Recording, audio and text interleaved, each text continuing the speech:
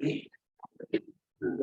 Genetically, we know that the Afro-Caribbean community doesn't handle salt very much, or very well, or very efficiently, and we're at a higher risk of the effect of salt on blood pressure.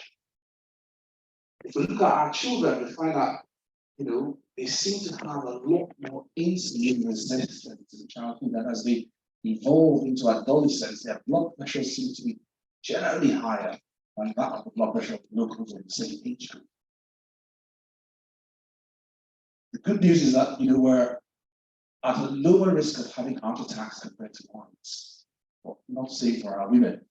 They seem to have a higher risk of heart attacks than the local Caucasian, driven perhaps by the risk of obesity. Women and older age groups tend to exercise less, although the good news there also is that we smoke less and drink less. So it sounds and looks like the odds are similarly stacked against us when you're from that heritage. Next slide, please. So cardiovascular disease is just an umbrella term. It covers certain underlying diagnosis. Heart attacks or ischemic heart disease, stroke is the other, and peripheral vascular disease, which is essentially blood vessel disease affecting the veins away from the heart and the brain.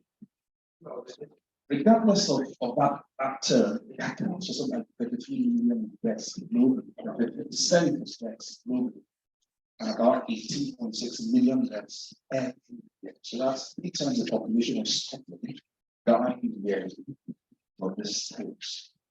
It might shock us, but greater than 75% of these deaths are happening in low to middle income. Next slide. This is a slide from WHO. It highlights essentially the same things. So ischemic heart disease and stroke, which make up part of that umbrella body of cardiovascular disease, is top giant killer of our age. But I think the bit I wanted to highlight are these 2 dots here. Sorry, I don't have a pointer, but that and that. Those dots indicate the population of people who died from that globally. But as you progress 10 years down the line, so in 2000, was it 20 years down the line, 19 years down the line, finding out there's an increment number of died. So not only are they giant killers, they seem to be. Next slide. Okay, Francis et al. Published, what's called a meta-analysis, which a lot of us have done this, looking at 22 studies, half of which were done in the United Kingdom. This is sort of the disparity in cardiovascular disease by ethnicity. So coronary artery disease, which is heart attack, and perivascular disease simply lower among our population compared to locals. And heart attacks, like I said earlier on, are more in men than females, generally speaking. But when you look at the Afro-Caribbean woman compared with the Caucasian white woman, it is significantly higher. We said feelings of hypertension, obesity, as well. The place of birth matters. So it looks like people carry or adopt the predisposing risk of where they're born, such that in that study, looking also at people who are black, if you don't mind me using the term for ease of understanding, who are US born, are twice as likely to die from heart attacks than, say, Caribbeans who were born in Caribbeans and related to US start. So it's clearly of a higher prevalence amongst the Afro-Caribbean population. Unfortunately, we're dying more from strokes, we're dying younger. Next slide. So you may well be familiar with the cardiovascular risk factors. So risk factors that predispose one to cardiovascular diseases, eating unhealthy, diabetes, smoking, and so on and so forth. But by far the most important risk factor driving cardiovascular risk and death is hypertension. So 50% of heart attacks, about 50% of strokes are all driven by high blood pressure. Next slide. So which is why we're focusing on hypertension today as part of this talk.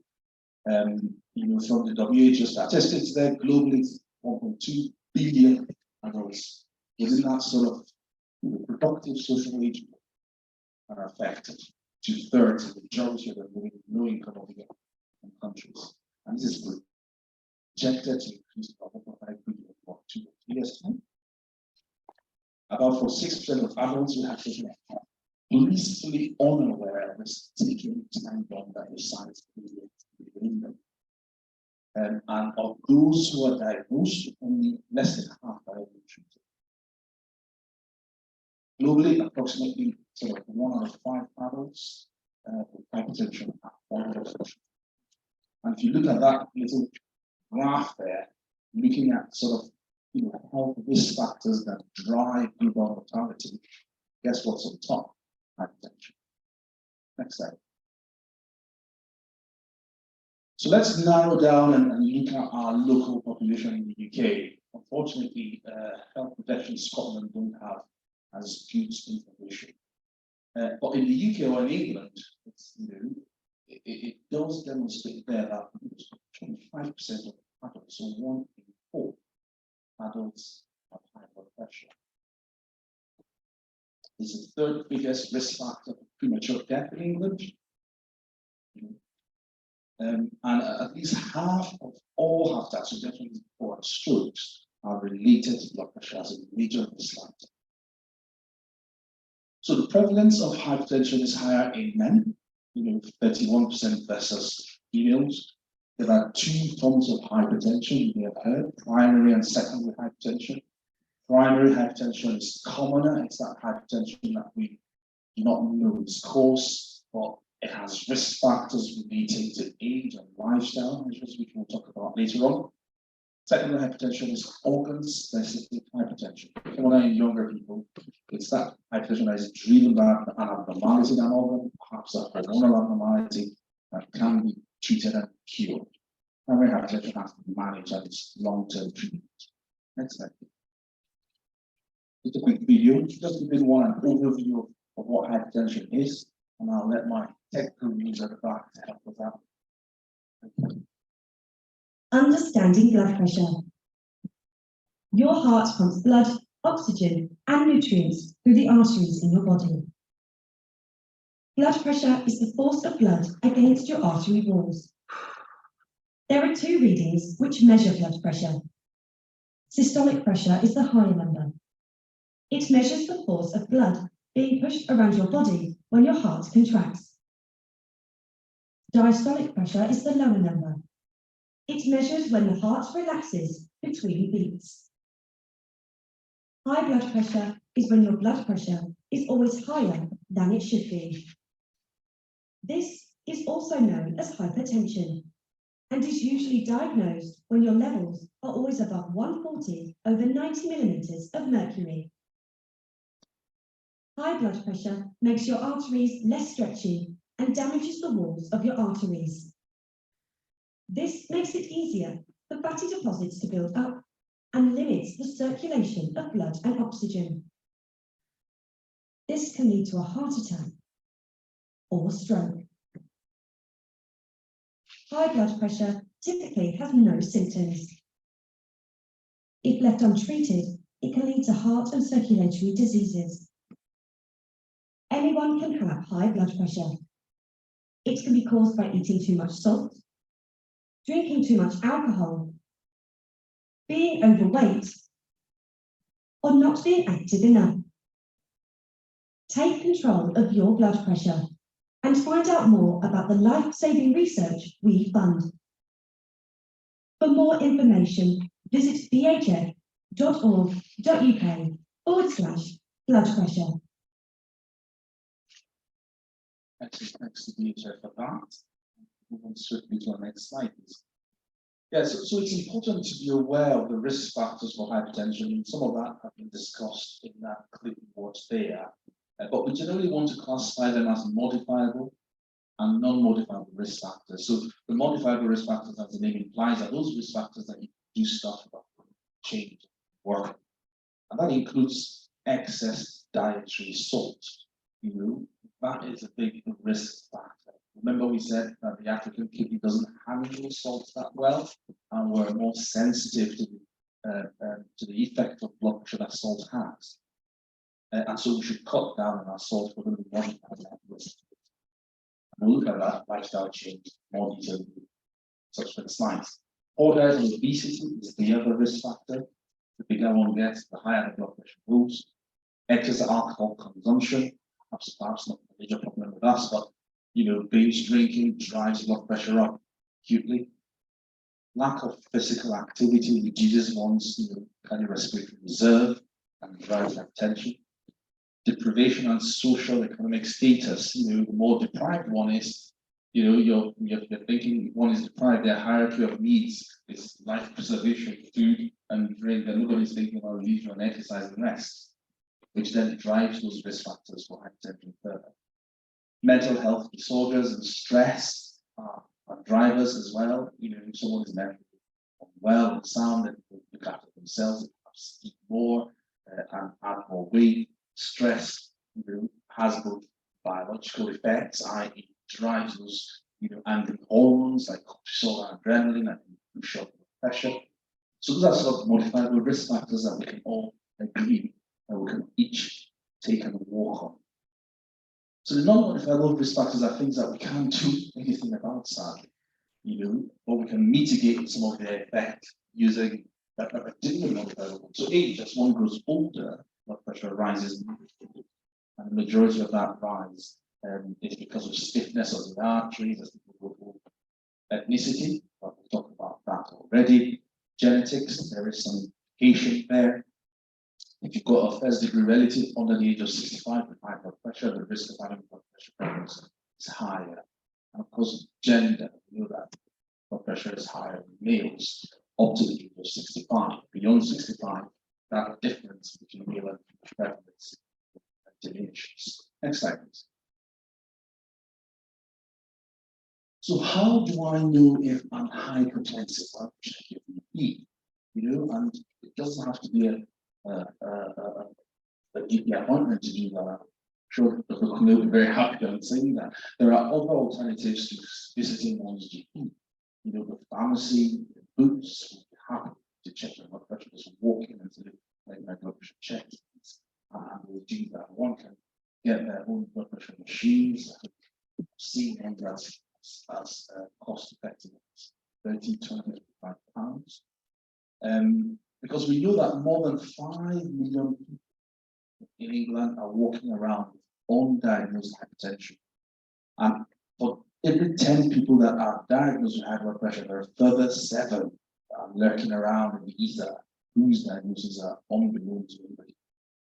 Those are blood pressure values. Right? So if you're thinking about getting blood pressure kit or checking it in the pharmacy or in fact the GP, we want the blood pressure to read in the green zone, so anywhere around 80 to 120 and 60 to 80 there.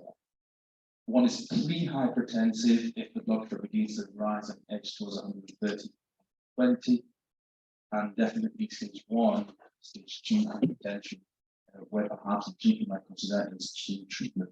The pre-hypertensive is, of course, lifestyle modification could help actually, but regardless, lifestyle modification helps any stage of hypertension, whether one's already on medication.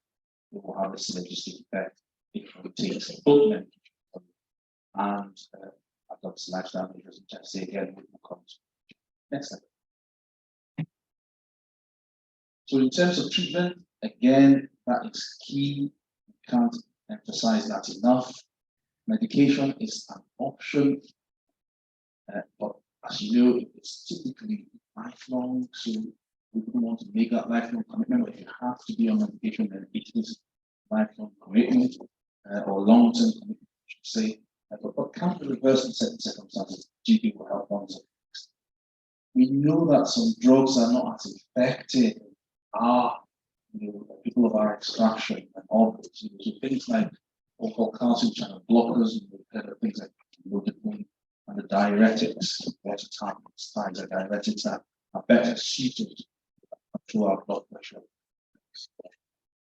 So from that SABRE study, they found that blood pressure control is worse among our people of our extraction I suppose the reasons might be that even healthcare professionals will not be aware of the right medication to use. And the second reason might be that we don't know when to take medication because it's felt that actually I'm going to tablet for the rest of my life. And I say often to my dad, listen, he's got high blood pressure as well, and so he goes to the battle initially. And I had to say to him, Dad, how many times do you have food in a day? And he says 3 times, sometimes I dabble into 4.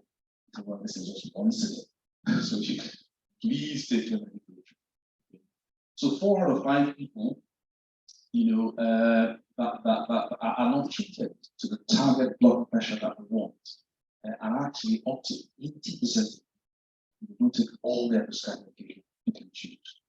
To not we know that there is significant evidence that if you're able to lower blood pressure, you lower that vascular risk of heart attack, strokes, and all the other sequelae of blood control. Next slide. So let's look at consequences. We'll look at it in 2 areas. So to the individual himself, and of course to the society. So if one lives with long-term uncontrolled or poorly controlled hypertension, it affects organs, end organs from the brain down to go down. So let's start with the brain. It's a big major driver to the area of the strokes. So that's a consequence of hypertension. Stroke, as we'll see later, parts of every aspect of life. Visual loss, hypertensive eye disease, lose their vision from that, hypertension, damage the vessels of the heart and cause heart attacks.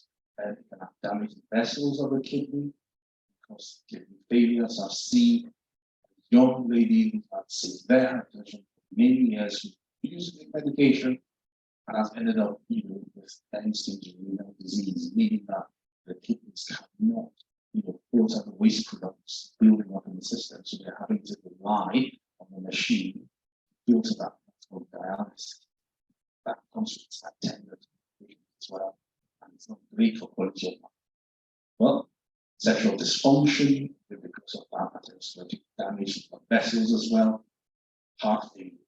So as the heart is pumping against that high resistance, heart muscle goes bigger, and eventually not effective in pumping blood around the body. So the heart is set to.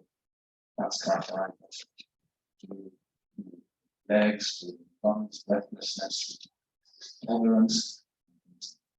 So there's a lot of issues with the individual. How about the society?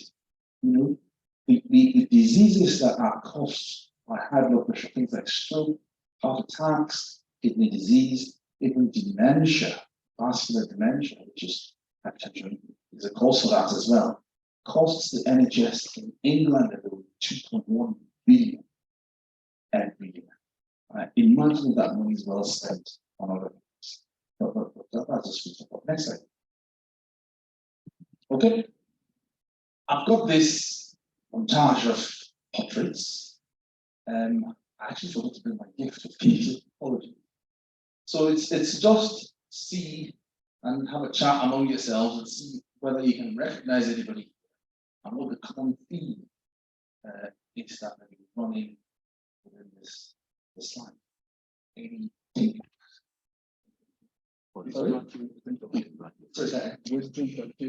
Winston Churchill. Which one is Winston Churchill? Absolutely not. I'm sure. Michael Johnson. Absolutely.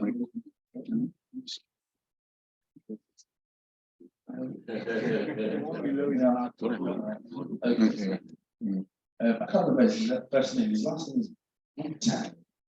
Okay. And what's the common thread?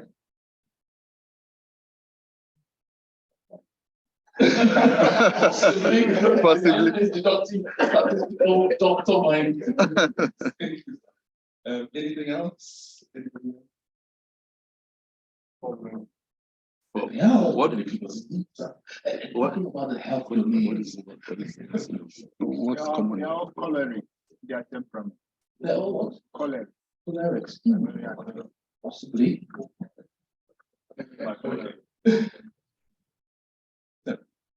Okay, fantastic. Well, thanks very much. And you all spot on, and some of the characteristics you've mentioned are applicable to all of them. But I think the one thing that they all have in common is that they all have strokes. Yeah. And we'll hear a testament from Michael Johnson at the end, just talk about his experience surviving stroke. So, if we go back to the slide again, sorry, let me just give a bit more detail. So, Michael Johnson, you know, he's a four-time Olympic, medalist, athlete, physically, astutely built. Yeah, stroke. I think. What are the cardiovascular risk factors? There's more to it, and yet non-modifiable risk factors that even you can deal with, perhaps age, genetic makeup, perhaps it's heredity. Wu-Tang, as a young man, evidently, is a DJ for a TV and radio presenter, life in fast lane, he's got family, and went to bed, was going for a show the day after, moved up on the floor with limb weakness, right face and leg weakness. And if you read his moving account of the experience, he's so I've got it here, obviously, Christian Church, who had significant risk factors for stroke, heavily.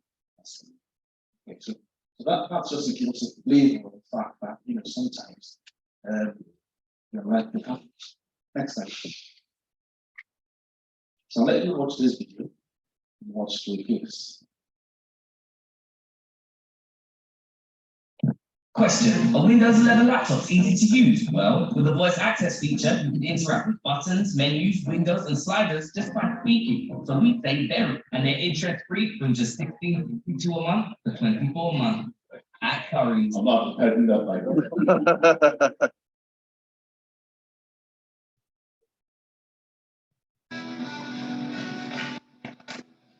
Oh, is that a storm?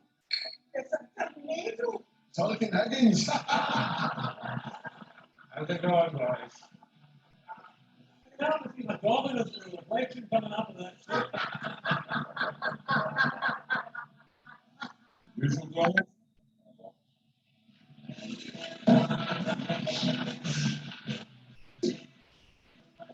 Yeah. No.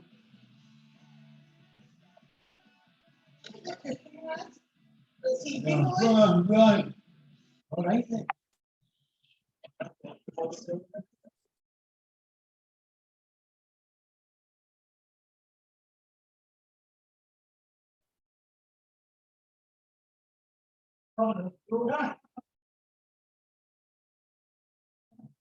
We do go Legion.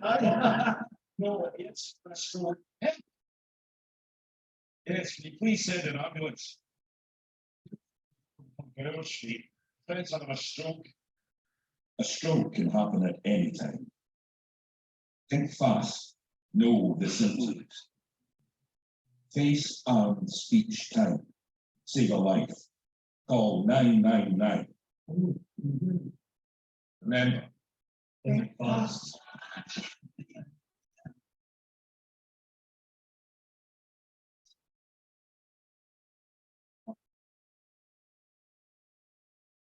So that's what stroke and look. This is a WHO definition. Forgive all the potential jargons in there, but it comes up very, very sudden. It's a loss of function. With an arm, face, or leg, weakness, speech disturbance, and it causes blockage or disruption of blood supply to the brain. Look at next.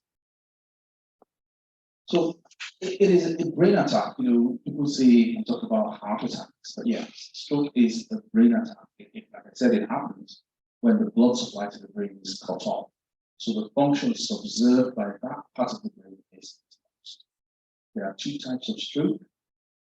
There is this so-called ischemic stroke on the left, which is stroke as a result of blockage by a clot blood vessel. So the portion of the brain that supplies loses its blood supply and begins to die essentially. And as we know, brain cells degenerate at this stage of life. And there is hemorrhagic stroke, which is a bleeding kind of stroke as a result of blood leaving a blood vessel into the brain substance itself, causing damage. So whether it's ischemic stroke or clot kind of stroke, blockage, or hemorrhagic stroke, you can consider the fact that that portion of the brain is imminently dying, and dying is not going to be done about it quickly, and there's loss of function to the limb or the face or speech or vision, that portion of the brain has become subservient. So some UK statistics, that's sort of the number of strokes we have every year, apparently equates to about 1 stroke every 5 minutes. The cost of stroke is massive. That's just, yearly cost of something like 26 billion, and assets triple for that long. Approximately 1 in 4 strokes are actually happening in younger people under the age of 65. But you can tell that most strokes are just happening as people older, so 75% of strokes in older age. But as you saw from that montage I showed you, those two were under 65. We know that 1 out of 3 stroke patients will die a year following their stroke. 50% of stroke survivors will be dependent on this for activity of the expression, eating, toileting, changing clothes. So, next slide. Again, talk about stroke risk factors. There are multiple things that are exposed to stroke. Again, in terms of one final risk factors that we talked about earlier on. Set older age. So for every 10 years of the age of 55, 1 stroke risk double. The risk of strokes are higher in men. Talk about ethnicity and what lifestyle, nation, age, and so we talk about genetics. That's something we can't do stuff about. Twofold risk of stroke as well. One has a first relative potential on the system. So we can't do very much about non-modified risk factors. There are risk factors which are significant factors. Like I said earlier, hypertension, biggest driver, biggest driver for some of these cardiovascular risks, and that doubles. Response risk of stroke doubles every 7.5 million rise in lower pressure of blood pressure. Systolic blood pressure, like that you described, is 130. Diastolic blood pressure is lower than 60. So every 7.5 millimeter rise in that lower blood pressure doubles one of these. Next. So smoking is a major risk factor for stroke, but from the statistics, it's less than an important risk factor for most cardiac. So if one is at the cardiac and smokes, you're enhancing the multiplier effect on one's risk factors. So as you said, exodosis, ethanol, alcohol, alcohol intake increases one's risk of stroke because it drives up hypertension and it causes impact on the liver, and that handles one's cholesterol. So because of this, abnormal cholesterol handles back to stroke risk. There are certain structural abnormalities in the heart, such as a hole in the heart, or certain kinds of holes in the heart, called the PFO. And this is regular rhythm of the heart, which can also be treated by weight hypertensive, leading to excess, which are major risk factors. You're aware, weight, blood sugar problems, diabetes, just generally being inactive at all. It's not modifiable risk factors that people take ownership and walk on. But I suppose the question is a neat one. African Caribbean people at a greater risk of stroke. What do we think? Yes, unfortunately. Yes, that's from the Stroke Association. They're saying that if one is, well, that's just quoted in there, if one is Black, African, or Caribbean origin, one has a twofold risk of stroke, but also having that stroke to be young. And these are some of the other reasons why. Because the likelihood of developing hypertension and diabetes is higher. And we have this thing called sickle cell disease, which we're familiar with. Still, it's prevalent in the United Kingdom, especially down south. And that's something that is unique to us as Afro-Caribbeans and other was reached. So by the age of 45, sickle cell disease have a 1 in 4 chance of having. Then there's this combined effect of truncal obesity and smoking, which can over. Diabetes is 3 times more likely to happen in African and Caribbean heritage than white population, and that's a big problem.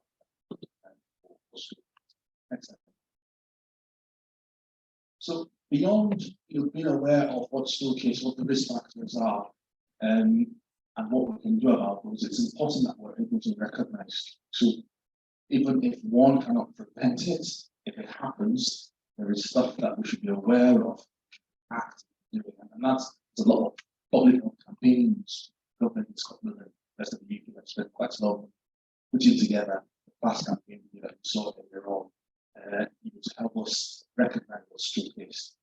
This is perhaps a more detailed, sort of public awareness campaign, perhaps bigger than FAST. It's called the B FAST. It's an American one. So these are some of the features that one can see in stroke.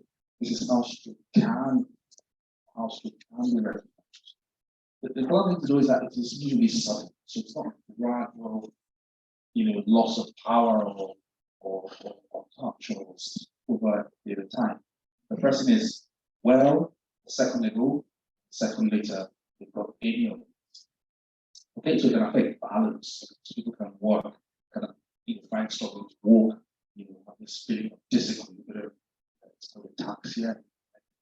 It can affect the eyes. So visual loss. I've got in just one eye where people describe a feeling of a curtain coming down, which often gets better, but it can actually just remain blind from it, or what we call binocular vision loss, where there is loss of vision and you can't see out of one half of the visual field. So people then just bang into tables and bang into chairs and things and not realize that, oh goodness, why am I just banging into everything and walk along? It can affect face, so the face like you saw in the video, arm and legs, affects speech, either because it causes slurring of the words, or that person actually knows what they want to say, but can't get the words out, and the words just come out, jumble and gibberish. And of course, the T stands for time. So time is really crucial, and the next slide will see why. If one notices that someone is behaving or presenting any of these features, we should not be calling a friend. Bless our pastor, we'll call him in due course. You should be calling 999 and convey them to the emergency service. Next slide. And this is why, and I apologize, I just thought this is a very powerful slide that I'm here to share with us, so we know why we need to call 999 GP or anybody else. Because it's been worked out that people lose nearly 2 million brain cells each minute one leaves the stroke treatment. Not each day, not each hour, but each minute. Those are brain cells that will never come back. Brain doesn't regenerate itself. And if you get someone in quick hospital, their chance of having a good outcome is higher and becoming quicker. And you guys all do maths. So if someone had a stroke now and you got them in within 90 minutes, you have a higher odds ratio of chance of a good outcome than if they came in, say, at 270 minutes, a lower odds ratio of a good outcome. So time is actually really great. Next slide. So what happens when you get into hospital? Very urgently get a brain scan. The brain scan to tell us what kind of stroke they have. Bleeding kind of stroke like you see on the far right, with that white blood there showing blood in the brain, or is it this clot kind of stroke which you see on the left, which we can actually do something immediate with perfusion therapy, just to try and block the vessel, hopefully the stone that's something to that is for dying. Next slide. So the reason for coming into hospital as quickly as possible is to avail oneself of of the individual to this urgent life-saving, limb-saving, disability-preventing treatment. But that's not time to be that. It's need to be immediately. And there are two forms of that treatment that is used for strokes, as a result of clots. You can't use that for strokes if it's a bleeding kind of stroke, because it doesn't really worse. So they get clot bursting treatment called IV lysis, and it is widely available. That's a great thing. So it's there. I've done that's a weekly, and we need to get blamed, because if someone comes in outside the window for that treatment, there's not much we can do. We can ask them, get them onto the ward, and months or weeks of rehabilitation. But if they come in within 4.5 hours from when the symptoms started to when they get the treatment, then they can get that treatment and the prognosis is good typically. So 1 out of 3 people who benefit from this treatment get some improvement, a complete resolution of their symptoms, or what they're in, it's definitely not help us out. 1 out of 30. The new kid on the block is something called mechanical thrombectomy, which is, you probably have heard this in the news. So rather than, so think about this, if you've got all your drains blocked, you can either put some chemical in the drain to get it open, or you can actually just get a thing and just block the drain. So that's what mechanical thrombectomy is. It's actually a novel acceptance. But we will through the groin, all the way into the drain, and fish out blood flow. And I thought a video there, but I don't know time. So it's more effective than the first treatment, and it helps treat worse kind of strokes, which are large blood vessel blockages. The functional outcome is much better compared with the venous thrombolysis, almost twice better outcome. And the treatment window is extended, so it's within 6 hours of that treatment. Fortunately, it's relatively new to Scotland. In a trial or pilot stage almost a year now. And if you know your MP, please let them know, because there are budget cuts afoot.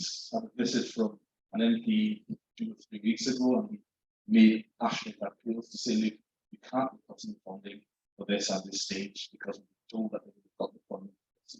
Scotland is trailing the rest of the UK. This is like Belfast and Northern Ireland, where I'm told almost a quarter of the population on the waiting list already have thrombectomy. It's working. The UK generally is behind the rest of the world. So if you go to your MPs, it's to them and say, look, you can't cut funding for this treatment. It is saving lives and it's helping. All right, we'll skip that. Next slide. So for stroke as well, the best treatment has prevention is once a stroke it's rehabilitation is what happens ultimately. Disability remains. So here it's a multidisciplinary team approach, set goals for the patient. So for example, you can say, well, okay, in the next 3 weeks, I want to sit to be able to walk a meter or 2 meters. Those are goals set for the patient. Then to enhance the function, limit disability. You've got MDT who wanted the team members who go to the patient's home and create adaptation, stair lift, so on and so forth. And of course, because it impacts not just in the physical body and the mind as well, and cognitive processes, you've got neuropsychology involved in there. Prognosis depends on how severe it is. 50% of survivors, like I said, will still require some. I think it's worth listening to. I know our time is fast spent, but can we just play that video on account of a stroke survivor?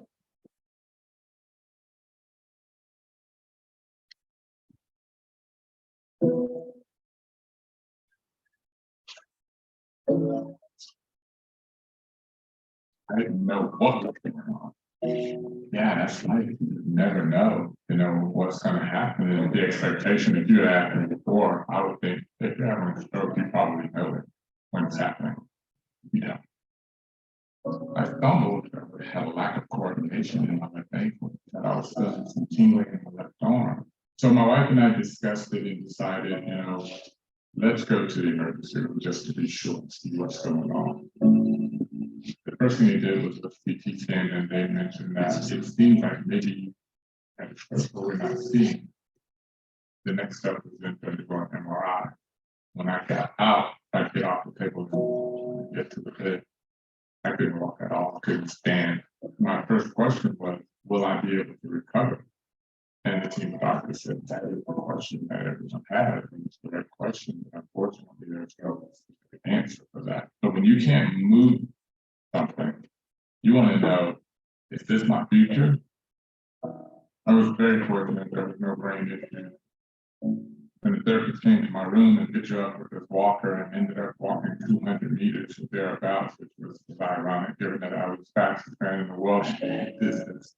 It probably took 10 minutes for me to cover that distance that day, but I wasn't discouraged because I was taking instruction from my therapist, the same way I took instruction from my coach, what made me return to my room and tell my wife I'm confident I'm gonna make a full recovery. I was truly having to learn how to walk again. My motivation was phenomenal. My son is just going off to college actually. I want to obviously be around for him and grandkids if I'm so lucky that I have them and I don't want any restrictions. I want to get back to my quality of life. This was different. It was all of a sudden going into therapy and going into the gym every day, twice a day with a real motivation. Nobody's clapping, there are no gold medals when I finish, or runs on the track or in the weight room. That's a greater motivation than winning Olympic gold medals, to be honest. Now it's more of trying to make sure that I take the time to relax, even if I don't feel like I need to. Relaxation for me a lot of times is the workout. Okay, just sit down. And I do that a lot more. I meditate and it's being a stroke survivor is part of who I am and always will be. I'll never know what caused this stroke. All I can do is do all that I can to minimize my risk of a stroke and live my life.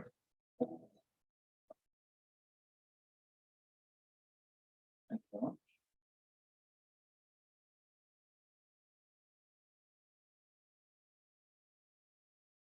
much. So just to move on to this topic, it's key actually. It feeds onto that overall cardiovascular risk, something called diabetes, which is essentially the body's inability to handle sugar in the bloodstream, either because of complete lack of that hormone called insulin that helps drive blood sugar from the blood circulating into the tissues, or a relative lack of or an insensitivity to insulin, that is.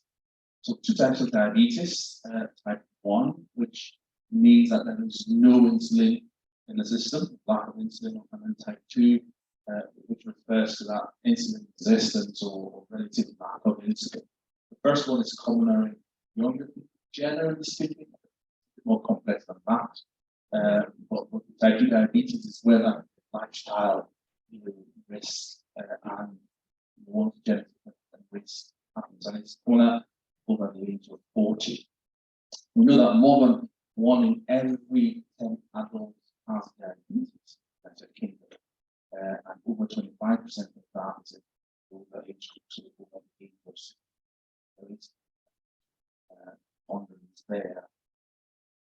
In terms of people with type 2 diabetes, we said 90 to 95%, yeah, so it's more common type 2 diabetes than type 1.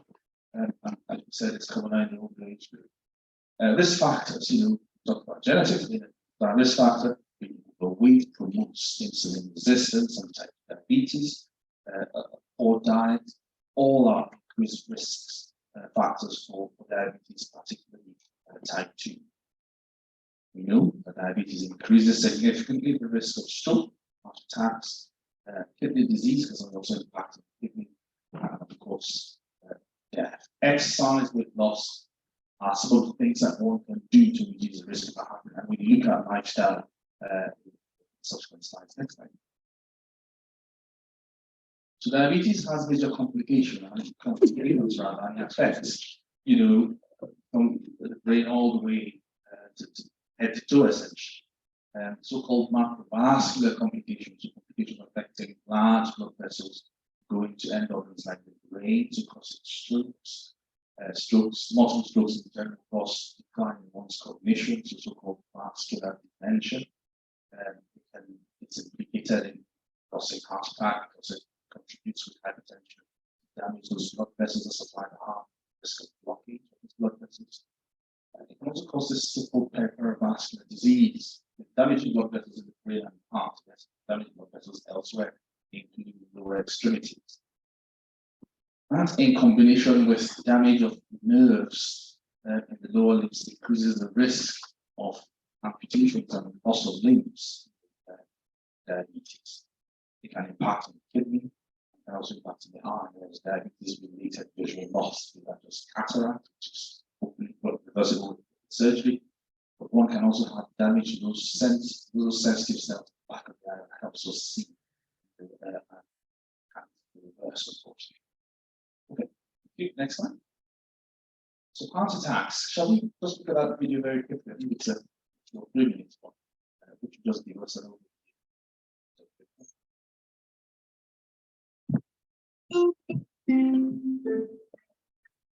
Happens when there is a sudden loss of blood flow to part of your heart muscle. This is usually caused by coronary heart disease, where the arteries that supply blood to your heart become narrowed by a gradual buildup of fatty material. If a piece of the fatty buildup then breaks off, it can cause a blood clot to form, blocking your artery.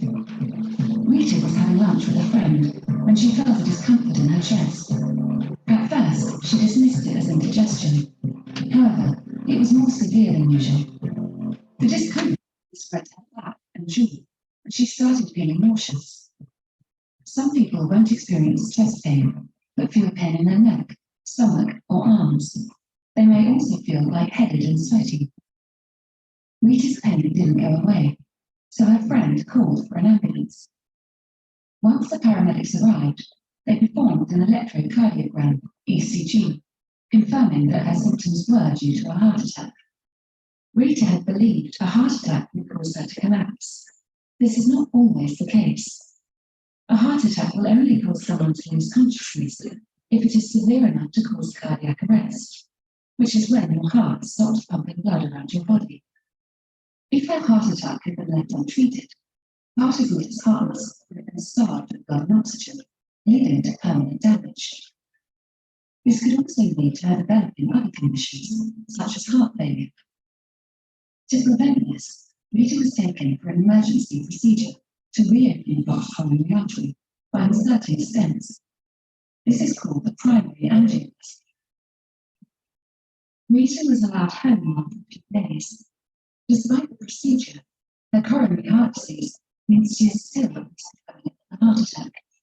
But there are things Rita can do to significantly reduce the likelihood of this, such as taking her prescribed heart medications and making some lifestyle changes, like quitting smoking, cutting down on alcohol, maintaining a healthy diet, lowering her cholesterol, and staying active. Her doctor also recommended she attend a cardiac rehabilitation program. This helps Rita regain her strength, learn more about lifestyle changes, and gives Rita emotional support, helping her get back to as full a life as possible. Thanks to receiving treatment quickly, taking her medication, and making lifestyle changes, Rita felt confident in managing her condition and could continue enjoying life. For more information on heart attacks, visit bhf.org.uk/heart attack. BHF, beat heart rate. So again, the risk factors, there's one theme here is to, the modifiable things that we talked about earlier about hypertension, diabetes, inactivities, or diet, weight excess, so on and so forth. Obviously, age and gender, more common in male men and women. But we said that Afro-Caribbean women have a higher risk than white or Caucasian counterparts. The symptoms depends on whether or not there is that. Often you all have sort of typical symptoms, but they arise because there is either partial, like so in that video, or complete blockage blood vessel to the heart muscle. So just like strokes, that heart muscle begins to die. And so the typical symptoms will include chest pain, but perhaps not as severe as you might think. It does describe a niggle in the chest or a bit of a tightness. some people describe it as a Aberdeen type symptom that doesn't get better with milk. That is kind of something like metals or TD. Sure. Now, this thing typically can go elsewhere. Arm, neck, jaws. We'll see it goes back. There are some autonomic symptoms. You can be sweaty, feel sick, the lightheaded, back. Regardless of the symptom, chest pain like flu is the medical emergency. That's the time to dial 999 and call for help. Next slide. So how is it treated? Again, like all the other cardiovascular diseases, prevention is best. Those lifestyle measures that we talked about too. Apart from those, treatments often with medication, typically with blood thinners, aspirin, then cholesterol lowering tablets, statins, like that. And then optimize all the other cardiovascular risks. That stop smoking, diabetes, alcohol, and treat that hypertension. So that is well. There are invasive treatments for heart attacks, essentially where the doctors or the cardiologist, the conventional cardiologist, goes into the risk to wire into the heart blood vessel, opens to block it, either using stents or just dilating. In patients who have multiple heart vessels that are open surgery, or currently atrial bypass. Complications of heart attacks, so it's not people can suffer heart failure, chronic long-standing problems, breathlessness, reduced exercise tolerance, you can't maybe grandkids as much as before, swelling in the legs, and not being able to lie flat in bed, 3 or 4 kilos of one side, and also cause abnormal beats in the heart. Heartbeats can't be too slow, such that it collapse, and it can't be too fast, such that it will collapse as well. And it can cause sudden cardiac deaths, regular abnormal beats of the heart are dangerous rhythms. Cardiogenic shock, is where the heart's function as a pump is no longer able to sustain that circulation, and it's sort of, let's put it that once mind the extreme form of heart failure. Under these circumstances, drugs, short-term, should take over the function or actually heart transplant. Next slide. So too much has been said already, and I feel like the angel of doom conveying all this. Please let's relax. It's not our portrait in Jesus' name. I'm so conscious of the fact that we're all Christians in this room. This is for us to be aware of. And these are our prayer points, and there are things that we stuff about. In the multitude of counsel, that was very safe. So let's take it. And I borrowed this from Dr. Kunle's slides, and I hope he doesn't mind. So a few people are banned for good reason from taking part. Our dear pastor, please bring me up to realize I was in the house. Please make me feel welcome. Those of you who might not know, he's our pastor of the church, and triples and doubles as a medical doctor himself, the surgeon. So Thursday, you can't take part in this. No, not at all. Dr. Kunle knows about that as well. Please, if I can get you guys not to participate. Unfortunately, it's not Slido. I should have done that. But it's a little quiz, and let's see how much medical knowledge do you have. And I promise a book to the person who gets all 5 questions. Okay, so next slide. So tell us, which is the largest organ body? All right, yeah.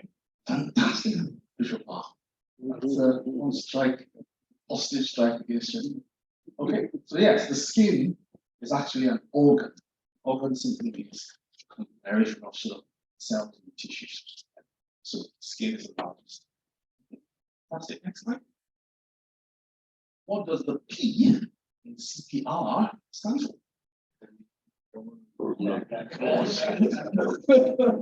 All my pastors are, okay, so one of these. All right, so, and then the next one.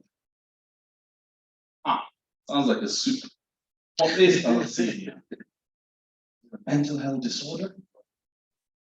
A liver problem? Neurological disease. That's a big thing. Funny friend. Funny friend. Very nice funny friend.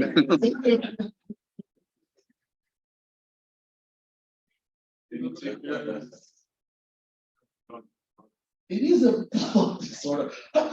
It's crazy. Right, it is 2 points in name. Next one. Aha. This is the meaning of the okay. The following kind of cells can be found in the blood, except basophils, histiocytes, platelets, islet cells. And these are some.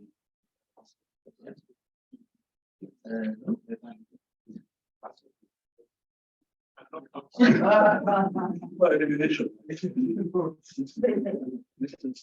so how many is a basophil?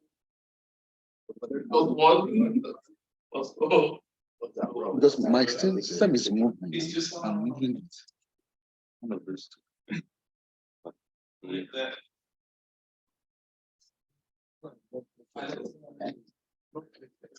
I've been changing since I didn't know what's happening. I think is in full good here.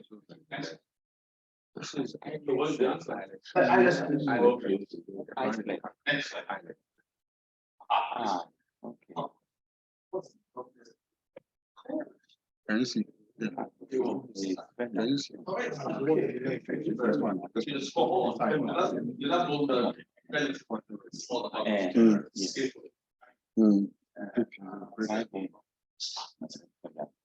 Okay, thank you very much for that. So, Bishop Val, with you today, I'll get you that. Okay, so let's move on. So this is where the new things where we can act. And thanks again to Are you streaming this? for allowing me. I think you should be. So a healthy lifestyle is just a head. It's our but again, conscious effort, conscious choice. At this stage, you can say it's late. I like this to where the GPs ask us to tackle everything, raise it to levels. It says, I read a paper that I'm back. You've got to sort it out. So the responsibility has to be ours. As men, we have autonomy. That comes. That responsibility. Our body, our bodies. Enough of use Pastor Sly's word, franchising. Enough of franchising out to our pastors, wives, or as men, or to the NHS,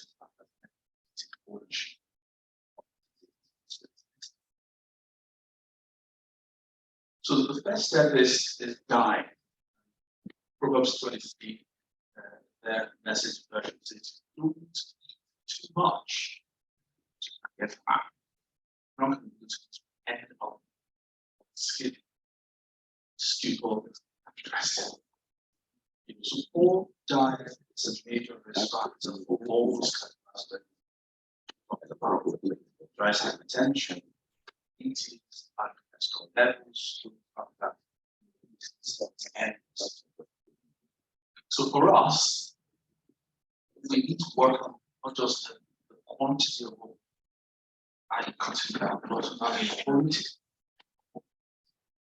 Where food fads will keep your diet, for example, and also sleeping can do whatever measure you need, just to diet should be something to carry on long term.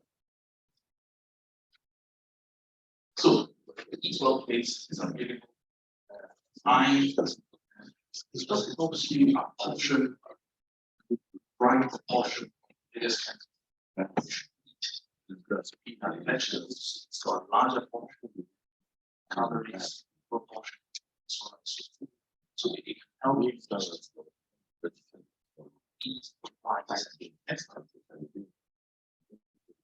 So what are some practical tips around eating?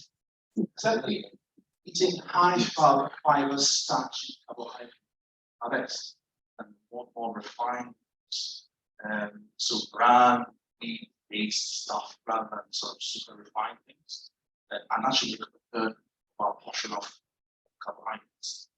Try 5 portions, about 5 or more of fruits and vegetables and daily. It's worth thinking about in terms of protein source, getting the best, fish, lose oily fish, rich in fatty acids. We should avoid, foods that are laden with saturated fats, buttery food, fatty meat, biscuits and cakes, additionally. Unsaturated fats fed. See, and olive oil. To avoid eating fat, sugar, and more than 6 grams of salt. Salt is obviously try not season tea with salt, but also we can processed packaged which is salt. Not just looking at the label or whatever it is that buying. We should drink plenty of water, 68 glasses a day. One of those previous slides. This is again. Water is the cheapest, healthiest drink we've got. To the point of sugar, fat, comes from the town. So let's get it wrong. It has a problem with drinking too much, but easily patient and fasting. I didn't quite appreciate how much fasting can do. The people really research at it. Plus, it's called great spiritual exercise for obvious reasons, but there is some evidence and validation around it. And animal models, and it's been shown that improve blood pressure, reduce blood cholesterol, also increasing insulin sensitivity. Remember that loss of insulin sensitivity is one of those things that drive diabetes type 2. Again, in animal models, there's some evidence that it has a neuroprotective brain, nerve protective impact.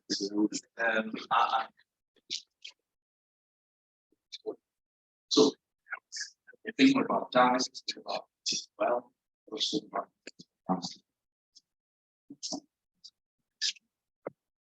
Exercise, blood pressure, to be off for it.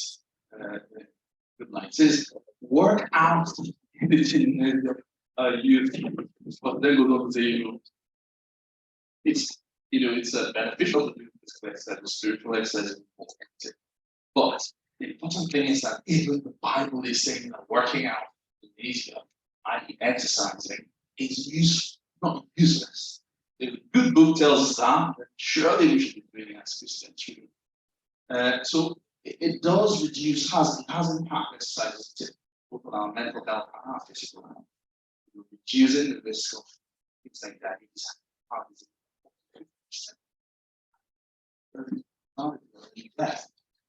disease.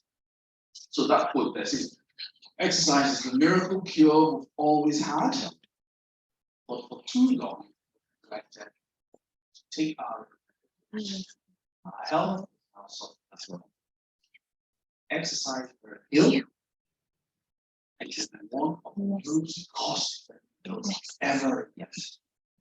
So you can't say physical activity boosts it's not a physical aspect of our mental levels, it's stress, depression,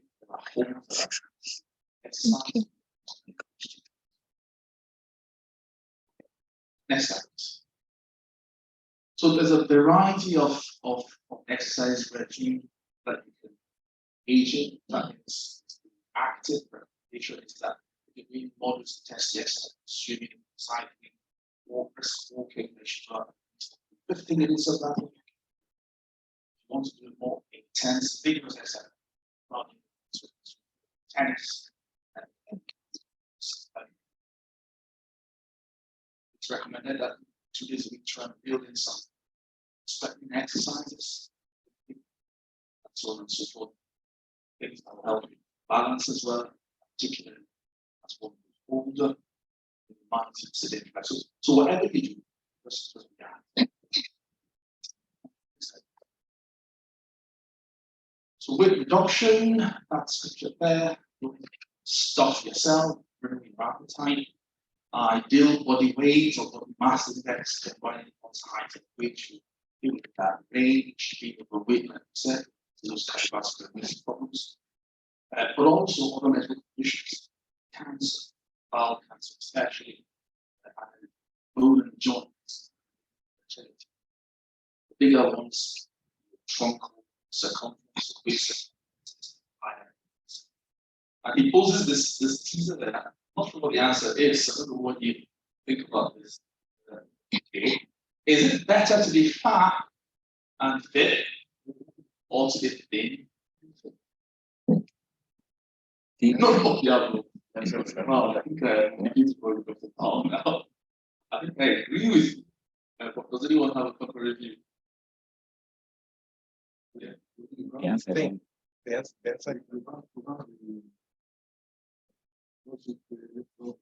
The answer is yeah, I can put the answer on that. Yeah. have to wait up.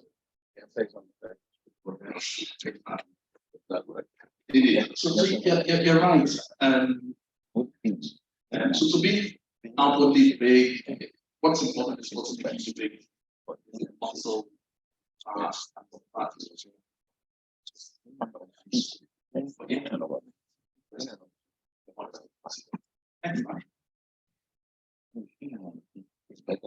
So we can't function. Remember we said our lives, or our body, our lives are well oiled, cheap, sophisticated, serious.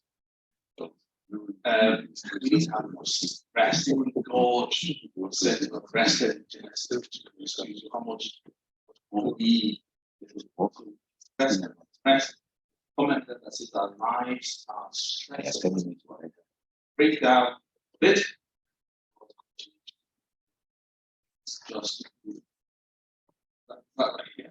Let's push True. I know. So as adults, it's recommended that we get up to 8 hours, 7 hours each night. Well,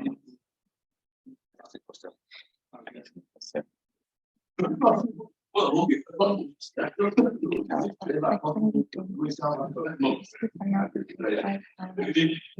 I'm honestly. That's the recommendation. And the recommendation is because, there is an impact on our physical and mental health.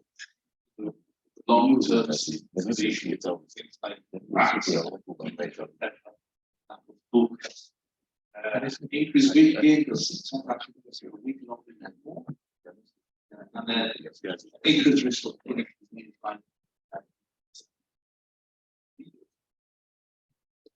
Nice. sorry? I know it like you're a dog.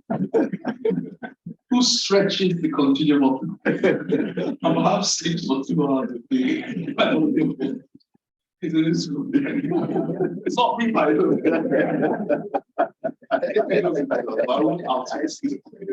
So yes, don't take their own advice. But that was his well, half of it was his slide and half of it was like so when I was looking at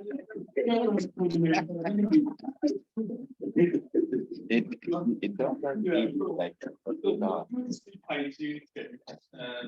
yeah, so there are 5 of them. This is one that's exercise. Exercise is very important. So that will how you and keep it consistency in general.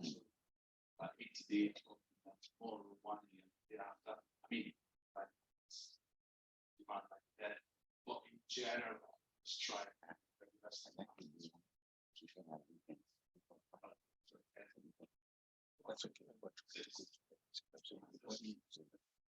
Bedtime. So the bedtime that is early enough.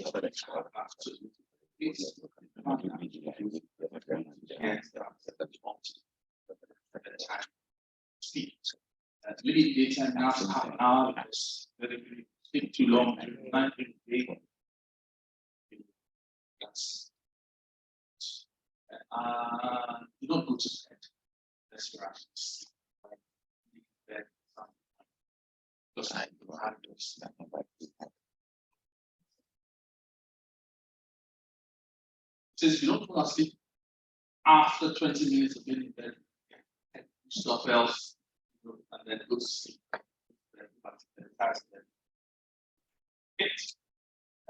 Establish a relaxing bedtime therapy.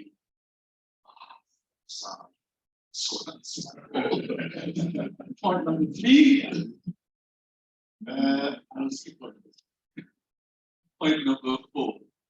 It says, leave your bed quiet. So just create an ambience that allows you to organize it, keep it quiet, just facilitate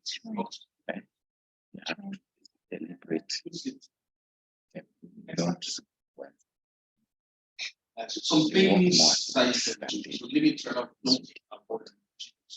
Let's leave this right. Just as you focus on. Turn off. It says 30 minutes. Gives you a great time for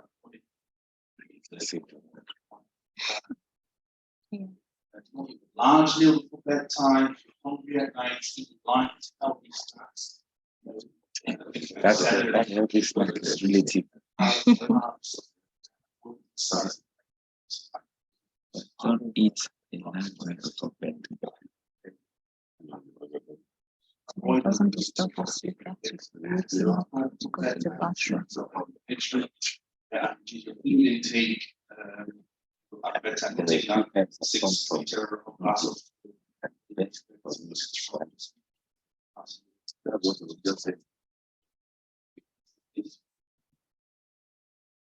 so, in conclusion, it's just the same that cardiovascular risk factors, sugar disease, and risk factors.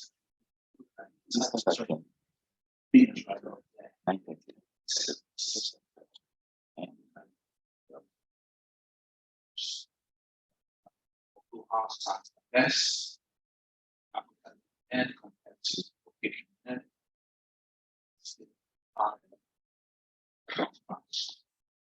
healthy lifestyle is not created or evidence suggests that resting, fasting, exercise, all parts of that package. Just wants risk. And the other thing about men, maybe I want to share outside the meeting.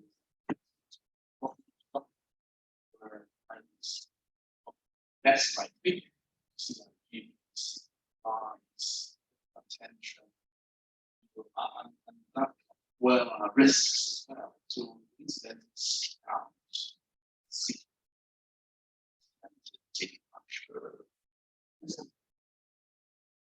you very much, and I shall leave the next slide for your contemplation. Thank you.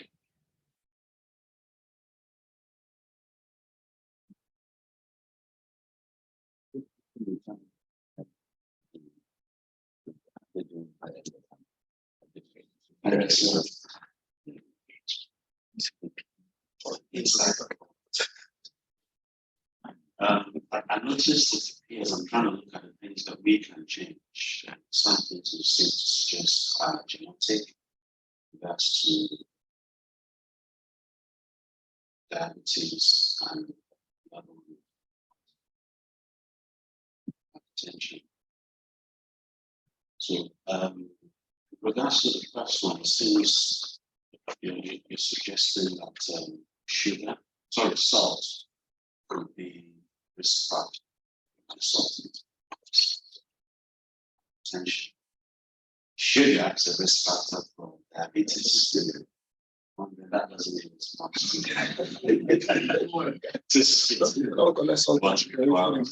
I noticed you didn't put a number on the sugar. You didn't put a number. A number on the sugar, 6 grams, if I got it right. For the salt, right? For the salt.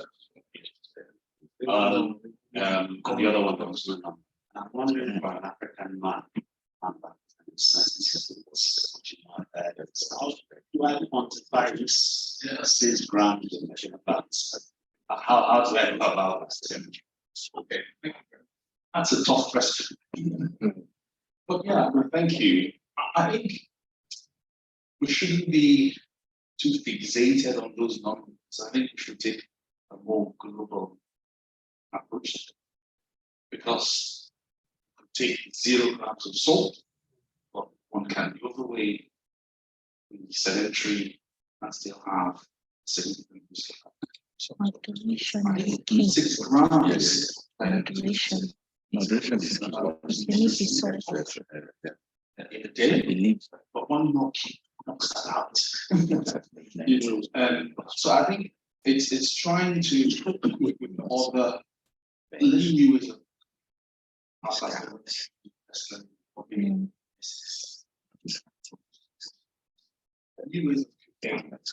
new ways of seasoning other alternatives.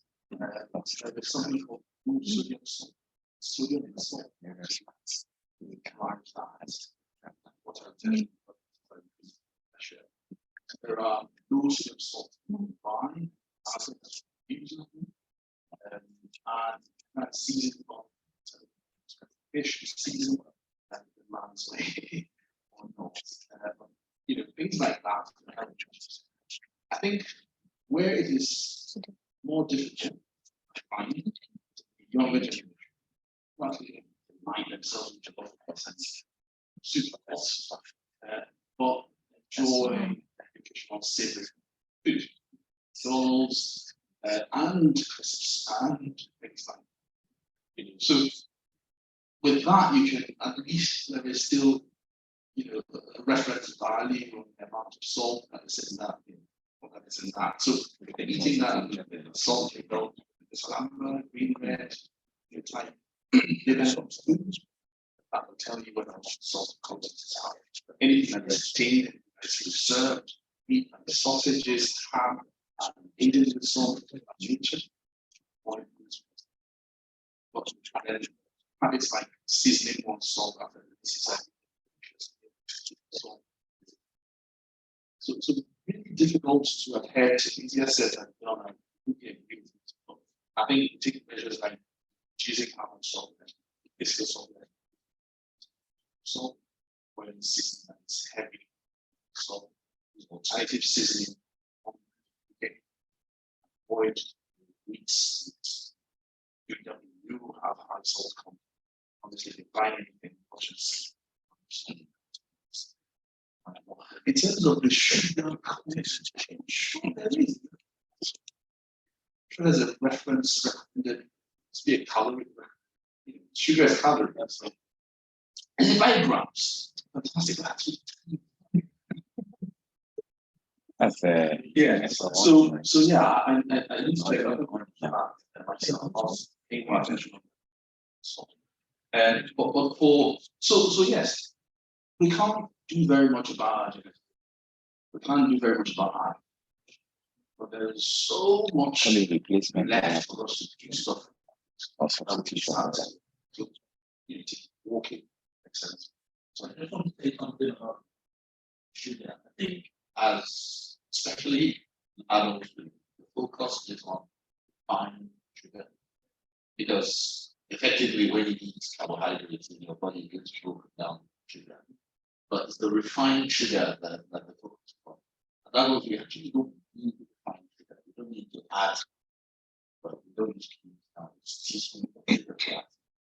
We want to check that you use honey that get over natural honey. Checking that you don't need refined sugar. So the things that are very high in refined sugar, cakes, ice cream,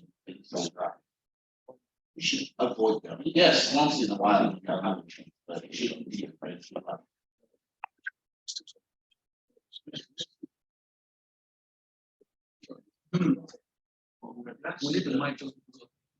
With regards to the honey, it's a conversation we've had in the house. I can't take tea without the guys in the office that do that. But I detest putting sugar for obvious reasons. So I have honey that I use. The good missus says that still has some sugar. She has a microbiology background. So each time I'm putting it, I keep hearing what she's saying. So do I still need to be, even with what I think is relatively safe, do I still need to have some caution? The honey. My philosophy is moderation. And I think honey is perhaps a more natural source of sugar than the extra refined sugar. And that's still better than using brown sugar. So yes, still why not moderation? So yeah, I will still check the honey. I think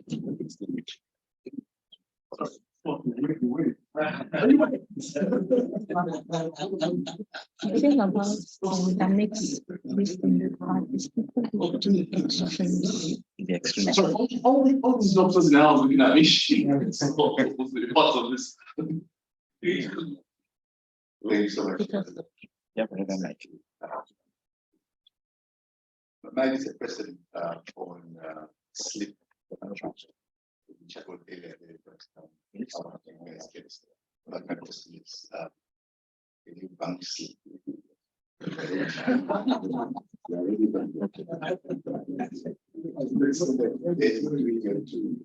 Then sleep on Saturday for the next 10 hours. Okay, so I'll just go back to the slide that says that we should develop a regular pattern for sleep. So I think it would be worth, even if you have to do that, because like you said, life happens. If you have to do that, it shouldn't be a regular pattern. Because it has a lot of impact on what's in region. So if you've got a tight schedule, to deliver something on time, then yes, it might be worth do that, doing it short term. But in the long term, you can over time to have a relatively regular pattern. So that was my humble answer to that suggestion. Thank you for the possibility.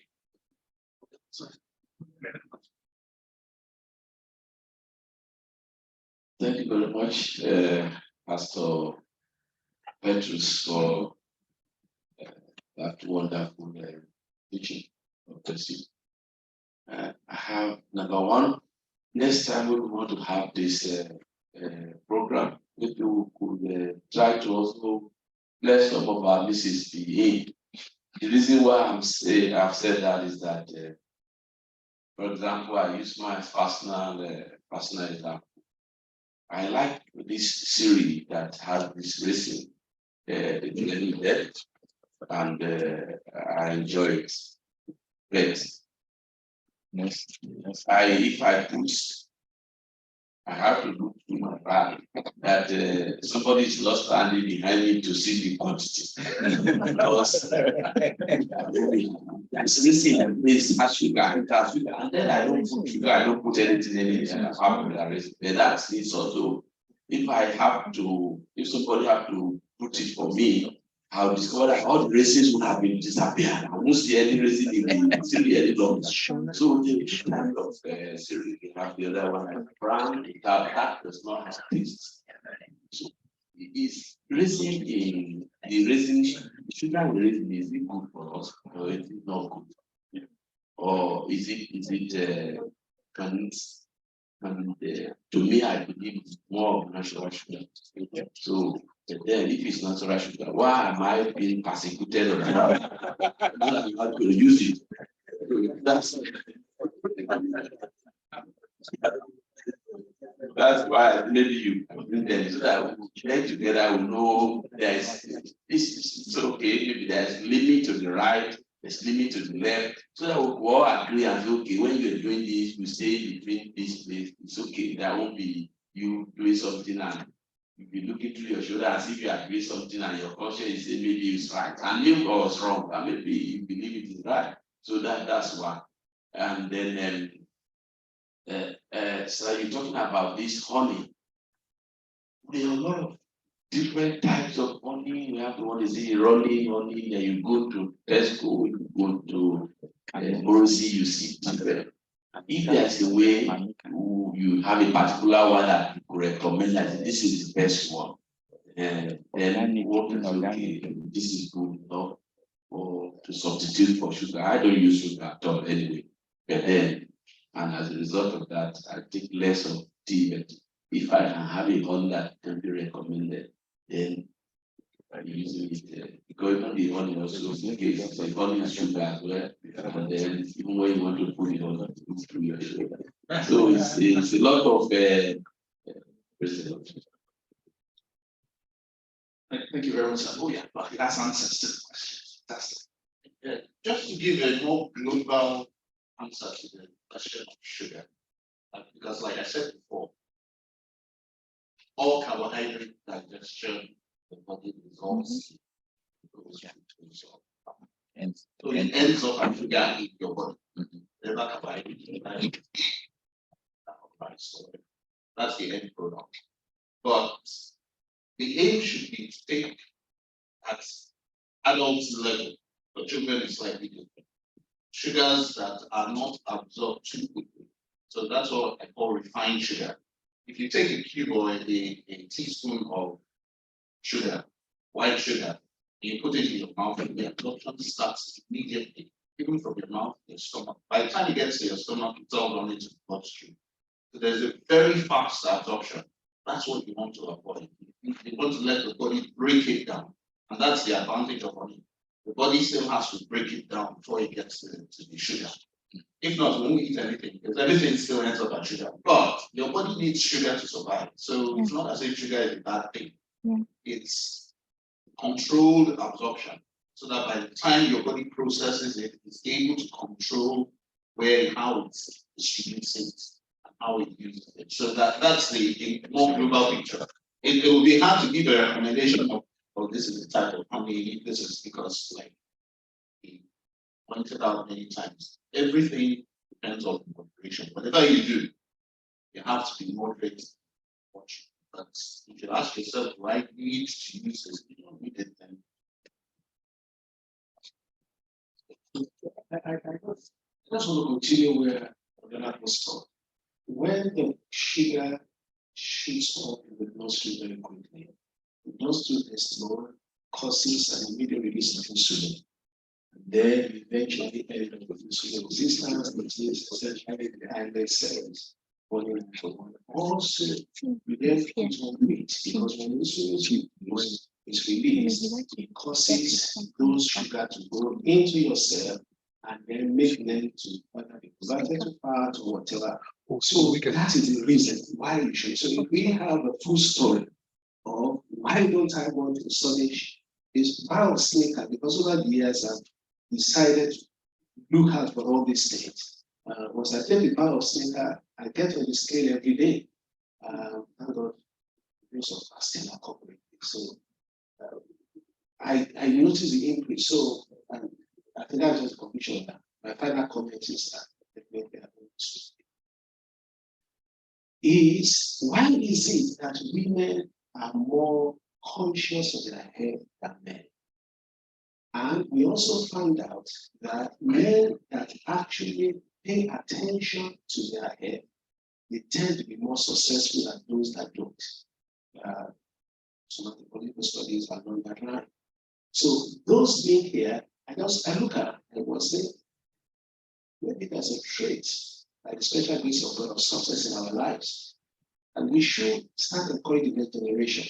They need to be aware of health. Or else, this thing is being high. NHS used to cover it. you are going to tell me that NHS, you guys are struggling now. Yes. So time is coming when not only bad health is just for life, it's also for wealth.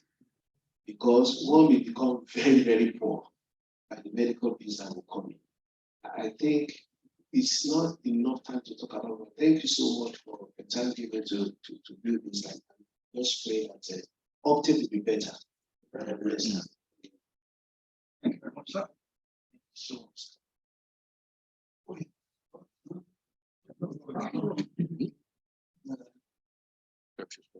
morning again. My name is Archie.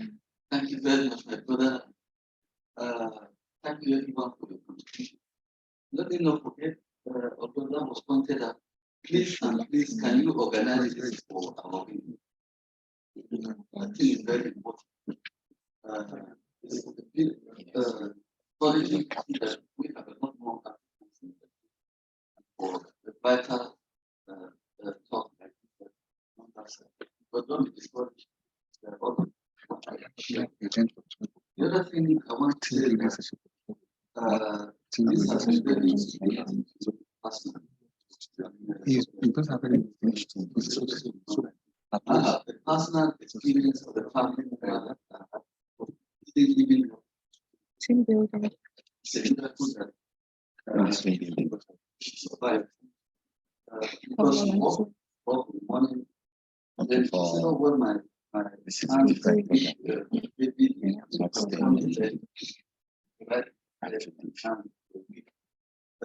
we didn't understand what it was. We went into the shower. Not that bad. We went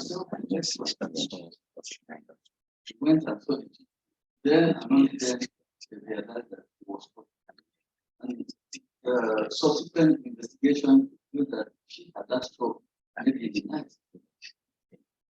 And we even ended up to see your colleague. And I didn't know you were working there. So I had this time and so on. The realization was possibly multiple strokes. And all of this. So I usually only have to do that next year. So this is very serious. It was so benign that couldn't nothing. So the talk like this one, I think should be replicated again, not necessarily immediately, so that people that do not have the opportunity to listen. Secondly, I think some of us like to understand mechanisms of what is going on in our bodies and these contributions as to how sugar gets absorbed by the body and the need not to take the fine sugar very lightly. Otherwise, people will not understand when they say don't do this. But if they understand why that is the case, it makes it easier for them to appreciate. I don't want to take the whole session. Thank you again. This is very, very important, very important. I think it's the please don't be discouraged by the numbers. Keep at it. Because I participated in the previous one. I can see the numbers are a lot better now. So don't be tired. Thank you very much. Thank you very much. Thank you so much for that. I'm going to sit down from my fortunate college.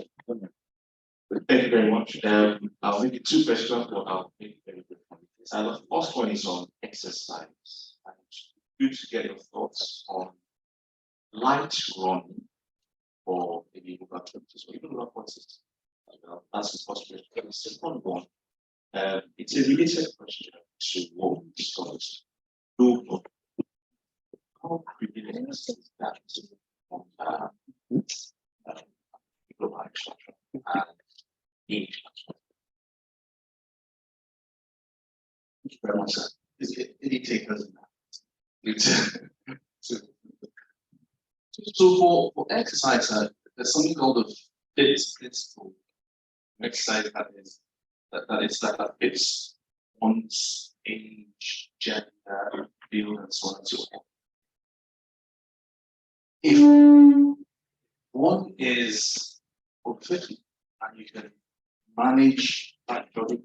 I know an 80-year-old man living in Kingswells. He doesn't live in Kingswells, but quite an elderly man who jogs and runs all the way from Kingswells into town, and he often says, so it's an exercise that you can do, and it's yes, but that it's essential. So if there are no adverse effects of exercise, good. What we don't want is exercise that can so if you're running and issues with joints and problems, change your joints, but you can have damage to exercise. Yes. So any exercise that you do, ask me to fit. So that you take if you never exercise and you want to start exercising, there are apps. Couch 5K, for example, CR. Start, but actually, one of the voices there is Michael Johnson on that app, and it's just a gradual process of initiating one into exercise at 5K. So any exercise that is getting done should be for purpose, eyes, and should not cause harm and hands help. Relatively answers the question.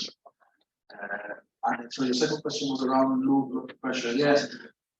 So I haven't actually come across that as a big problem within cardiology. I haven't actually read any literature around that, so others may have. But again, that's a possibility. It's bad and possible as well, because it causes problems. Hyperperfusion in certain organs, causes collapse, injuries, and so on and so forth. I think it's what's needed to define how wide the diet eats salt entirely, is it just dehydration, medication, blood pressure, which are not antihypertensive medication. So that needs to be assessed in holistic management. So, but yeah, it's not something that come across in our. Any comments on that? Sorry, I just wanted to say that for exercise, especially for line running, what are the most important things? Good footwear. I think that's one of the main problems, because if you don't have very good footwear, you can have pressure on the knees as we go. But there are some pressure on the exercises that pressure on your knees. Stationary cycling is very good. Stationary cycling. Swimming is one of the best exercises. Unfortunately, that's what we do very much. Because swimming is fantastic, really, for exercising. It's cardio, pressure. For low blood pressure, it's not very, very common. The one we have for is high blood pressure. Low blood pressure is which also slightly about slightly much. It's not like low blood pressure. Thank you very much. Yes.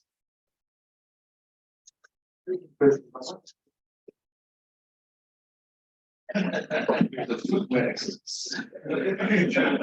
I'm not an expert, but things that have good supportive support on the schedule to running So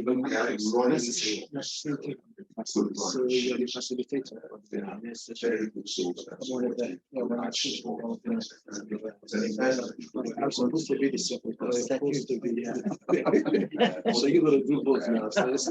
Okay. I see this. Oh, this is going to be. No, it's from my partner. I discovered a couple of years back that if I wear certain kind of shoe, I have pains on my femur and my leg. So I really don't understand until I discover that even if it's ordinary wearing shoe. So this day, if I want to buy a shoe, what I do is I check Yes, I was ready. But after kind of a dumb up to push it and then adding inside. Then since I discovered that. So the first thing I check in the bed, okay, when I pick the shoe, no matter how big it is, I press the sole, check the inside. If it is cushion, it's good for me. So and I same thing with the I do a lot of work as well. I was jogging before, and when after I wired, but when I jog, I also have pain on my jogging is supposed to, like Dr. said, supposed to make me feel well, not to inflict pain on me. And these are not muscle pain, but pains in my bone. And I changed to fast walking. So rather than jogging, I fast walk. I will still sweat. I extend the time of doing it. If I jog for, if the jogging will be for 30 minutes, your trekking will be for 45 minutes, depending on the time you have. And that suits me. So that's what I can say about the shoe. Also, if the sole is soft and it's well cushioned, it may as well be considered as a good one. That's for me. I don't know if that's generic. Thank you very much. I think it's been a wonderful time.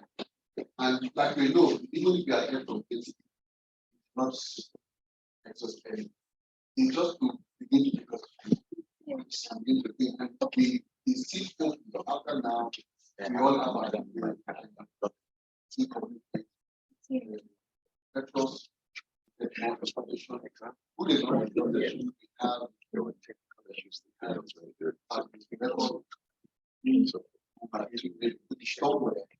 for the world because there is a job about almost an hour of period of time.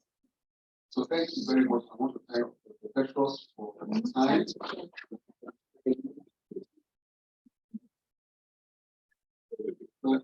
Now, like we know, we are going to have a session. And it's not yesterday. I got the news from the health one because of our we have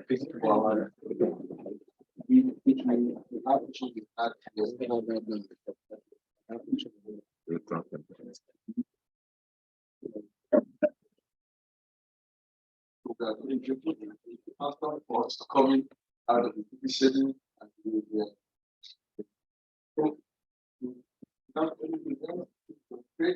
we'll have our questions and we'll see Dr. Sonia and check our grades, check all the women.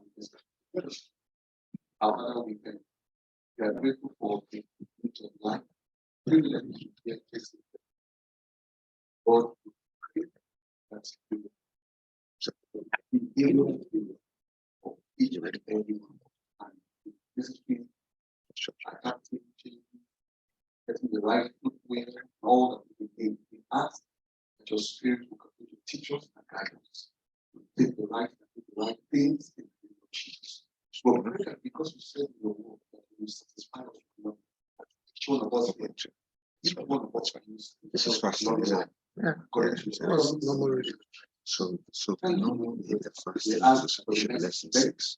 We keep every post. Lesson 6. We successful then. Glory and praise and Holy God. Next lesson. So our next event will be at this store India. Here. That's Bishop because to allow is all that. So thank you very much. So I think there's a feedback form. I'll trust people to us to well actually thank you very much. Thank you.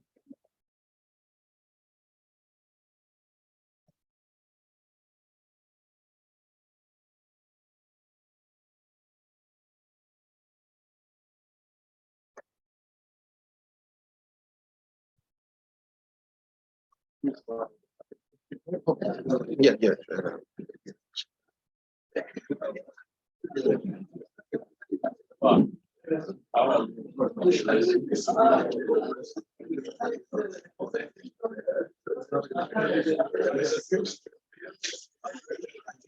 Nice.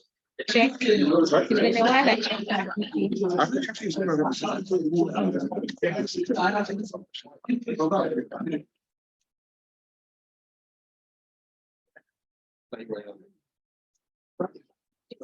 It's not to think. That's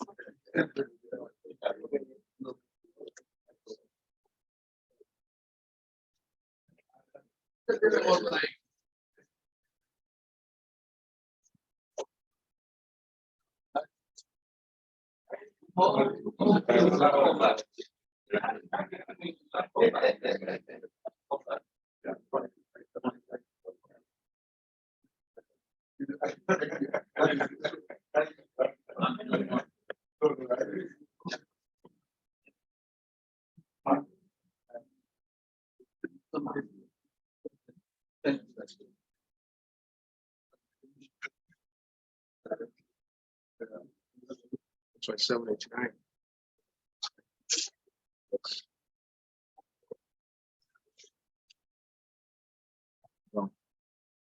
How are you, sir? You want to get yes. Okay, please. Make it back. Let's get to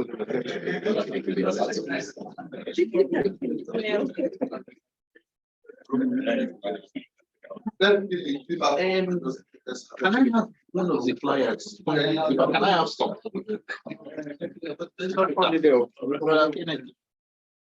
I don't know if you know about that. Okay, yeah. You've been before. Yeah. Okay. Oh, See you at the promote team. I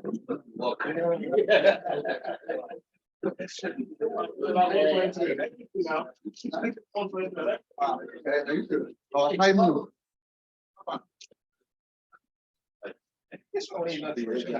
And my son is on that.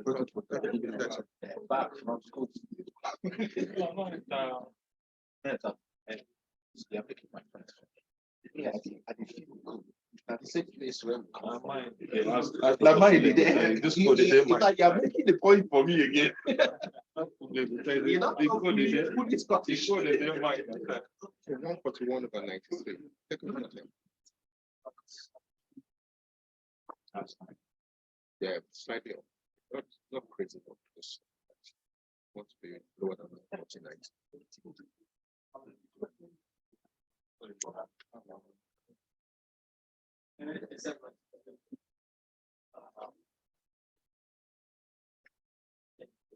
Thank you very much. I have some questions, but that should be.